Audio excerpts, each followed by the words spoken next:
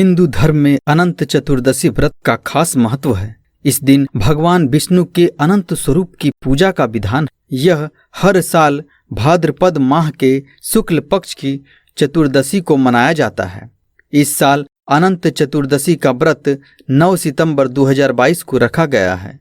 इस दिन भगवान गणेश की पूजा का अंतिम दिन होता है। भादो शुक्ल चतुर्दशी के दिन गणेश महोत्सव का समापन होता है और घर में विराजे गणपति को धूमधाम से विदाई कर उनका विसर्जन कर दिया जाता है। लोग अनंत चतुर्दशी के दिन व्रत रखते हैं और भगवान विष्णु की पूजा करते हैं। पूजा के दौरान भगवान विष्णु के चरणों में रक्षा सूत्र, जिसे अनंता कहते हैं, अर्पित करते हैं। पूजा करने के बाद इस अनंता को व्रत करने वाला अपने हाथों में बांध लेते हैं। पूजा के दौरान भक्त व्रत कथा का पठन या श्रवण करते हैं। मान्यता है कि जो भक्त अनंत चतुर्दशी का व्रत रखते हैं और भगवान विष्णु का पूजन करते हैं, उन्हें कभी धन दौलत की कमी नहीं होती है। उनके सुख समृद्धि और वैभव में वृद्धि होती रहती है। अनंत चतुर्दशी से संबंधित एक पौराणिक कथा है।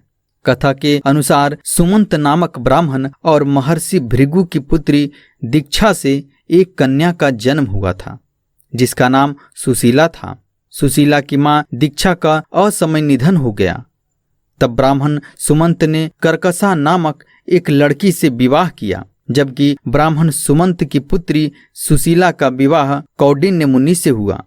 कर्कशा के क्रोध के चलते और उसके कृत्यों से सुशीला अत्यंत गरीब हो गई। एक बार सुशीला अपने पति के साथ जा रही थी तो रास्ते में उसने देखा कि एक नदी पर कुछ महिलाएं व्रत कर रही है। सुशीला के द्वारा पूछने पर पता चला कि वहां पर महिलाएं अनंत चतुर्दशी का व्रत कर रही है।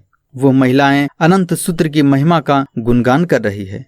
महिलाओं द्वारा व्रत करने और अनंत सूत्र बांधने को देखकर सुशीला ने भी ऐसा ही किया।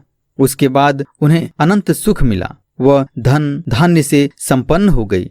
किंतु कौंडिन्य मुनि ने एक दिन गुस्से में आकर अनंत सूत्र को तोड़ दिया। उन्हें ऐसा लगा कि उनकी पत्नी किसी जादू टोने या अंधविश्वास में पड़कर इस धागे को हाथ में बांध ली है, जिसके चलते कौंडिन्य मुनि ने गुस्से में आकर उसके अनंत को तोड़ दिया। इसके बाद वो दोनों बहुत सारे कष्टों से घिर गए और पुनः गरीबी हालत में चले गए।